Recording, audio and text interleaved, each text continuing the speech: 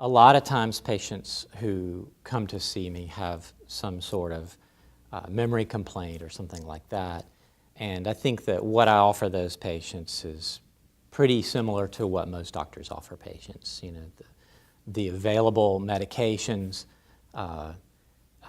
advice about lifestyle and things like that. But in caring for dementia patients, there's always the fact that the problem tends to get worse. I mean, at least in the most common forms of dementia, like the neurodegenerative dementias.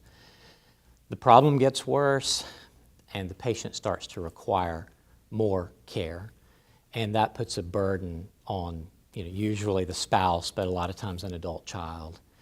A big part of my role is just to try to ensure that that caregiver's burden is eased. Dementia is a major problem facing our country and the world over the next 35 years. And we really need to find new treatment approaches to it. So this is something I'm very interested in. My research in particular focuses on the possibility of recognizing high-risk individuals years before they become symptomatic, so we can offer interventions before there's actually a loss of independence.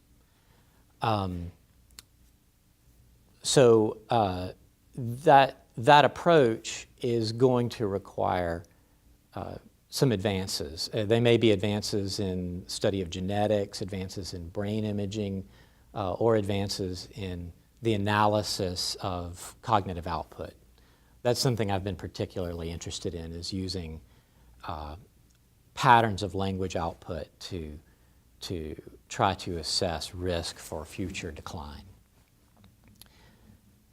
And it just happens that here at MUSC there are a lot of people with interests that are similar to mine. Not necessarily in the problems that I'm approaching, but in the methods that I'm using to approach those problems.